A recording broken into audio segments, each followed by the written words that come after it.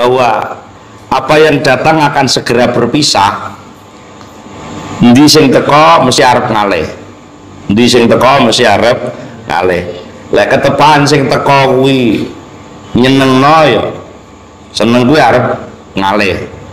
Lek ketepaan sing teko ora nyenengno, sing ora nyenengno ya arep ngalih. Mulane ya ora usah mbok sikapi dengan cara seperti itu piye. Teko ya diterima, gak teko ya rasa diarep-arep. Iku paling penak.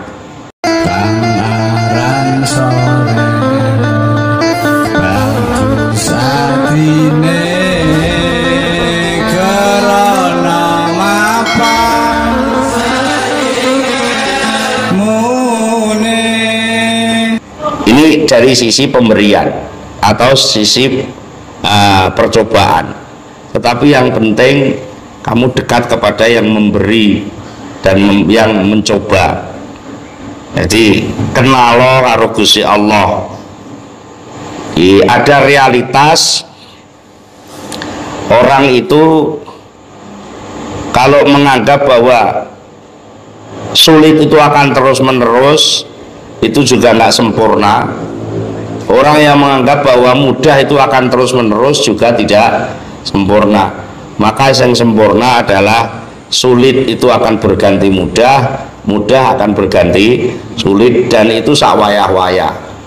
Inna ma'al usri yusra. Sulit itu bergandeng dengan apa?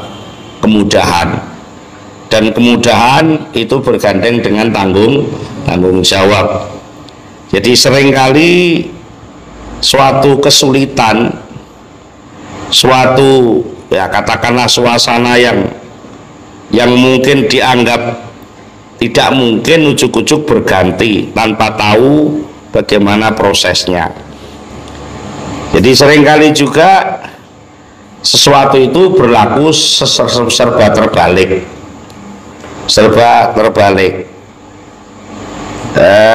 Suatu ketika orang itu merasa nyaman dengan kenikmatan yang diterima, bahkan apapun yang dilakukan molak-malik lakon dari rumangsa penak.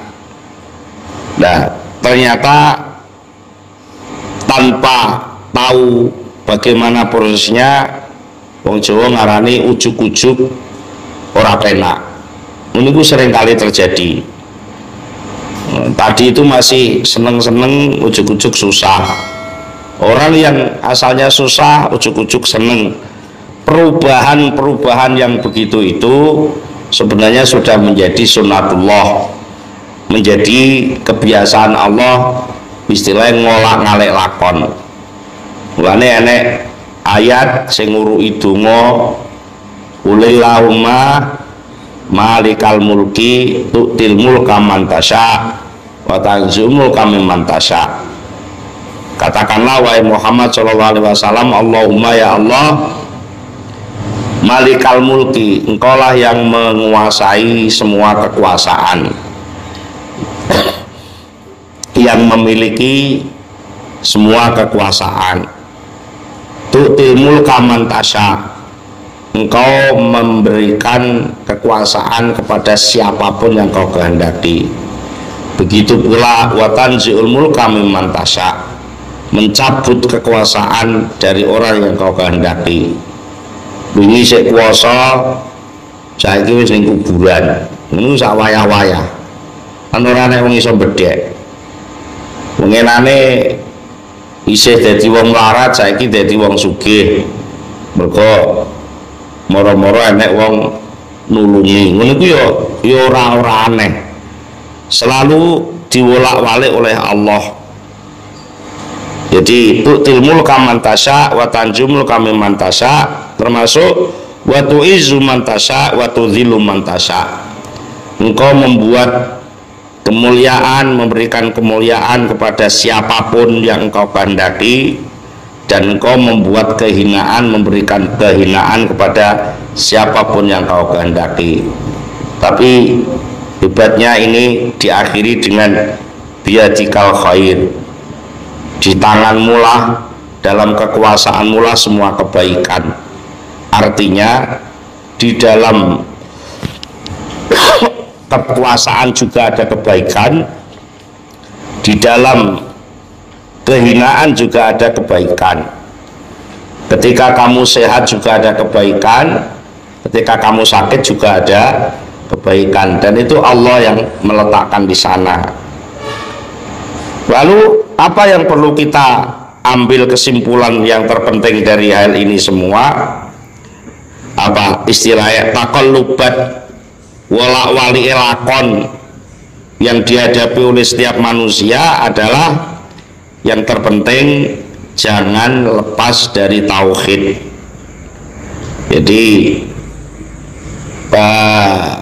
kesimpulan ibrah atau suri tauladan yang bisa kita ambil untuk mendidik hati kita adalah satu, tidak selayaknya seseorang itu merasa tenang dengan kesuksesan yang sedang dialami, lalu meyakini bahwa sukses itu akan terus berlangsung. Karena apa? Karena suatu saat Allah bisa saja mendatangkan kesulitan di hadapan itu.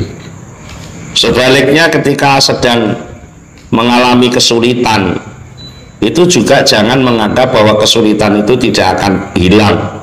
Suatu saat, entah bagaimana caranya, kamu harus yakin bahwa Allah selalu akan memberi pertolongan. Maka orang-orang ma'rifat tidak pernah tenang, juga nggak pernah putus asa. Maksudnya tenang ini loh, wis mantep pokoknya wis ngene mesti beres. Orang ma'rifat nggak pernah merasa beres, tapi juga tidak pernah merasa putus asa. Jadi kedua-duanya itu dihalangi, kedua-duanya dihapus dari hati orang ma'rifat. Dengan cara apa? Dengan cara memahami ikhtilafut tadbir wa sur'atu khululil maqadir. Jadi takdir itu rahasianya Allah, tidak ada yang tahu. Bagaimana dan kapan caranya kayak apa tidak ada yang tahu. Mungkin semua orang kalau melihat malam begini seakan-akan nggak ada siang, gitu. Tapi kalau melihat siang seakan-akan nggak ada malam. Tapi ternyata apa? Kamu tanpa repot-repot merubah itu semua kalau Allah wis dirubah. Ya ora usah seneng cingkrak-cingkrak. Kowe duwe pinemu malam ini akan terus malam dan nyaman karena dingin, nggak sumuk umpamane. Niku ya kleru. Mergo ikhtilafil laili wan nahar, silih bergantinya siang dan malam. Maka yang terpenting bukan bagaimana mempertahankan malam supaya tetap malam, jangan seperti itu, tapi yang terpenting adalah di dalam situasi malam Allah menyuruh apa, di dalam situasi siang Allah menyuruh apa. Itu yang terpenting di situ. Nah, itu tidak bisa secara proses, hanya bisa dilakukan ketika orang itu menyadari dengan tafakurnya bahwa apapun yang dibuat oleh Allah, pergantian apapun yang yang dibolak-balik oleh Allah, susah jadi bunga, bunga jadi susah, penak jadi gak penak, itu semuanya bahasanya iqtida'us syar'i. Jenenge ada tuntunan syariat. Kapan itu saya tak terangno. Jadi apa yang dialami manusia itu hanya 4 salah, siji nomor loro bener, nomor 3 penak, nomor 4 gak penak. Ya yes, kuwi tak wong salah bener, penak ora penak. Maka yang terpenting bukan bagaimana kamu berambisi untuk merubah keadaan, itu sebenarnya nggak penting. Yang terpenting bagaimana kamu mensikapi keadaan. Masing-masing posisi, masing-masing keadaan itu ada tuntunan syariat yang harus dijalani. Nek kowe pas penak, maka syariat menuntun kamu supaya bersyukur. Nek kowe pas gak penak, maka syariat menuntun kamu supaya kamu sabar dan qanaah. Lainnya pasti kue bener, syariat menuntun kamu agar mengembalikan kebenaran itu kepada Allah. Jenenge inabah, jangan mengaku benar tapi menerima kebenaran dari Allah. Kemudian kalau kamu salah, maka syariat menyuruh kamu, menuntun kamu agar kamu bertaubat.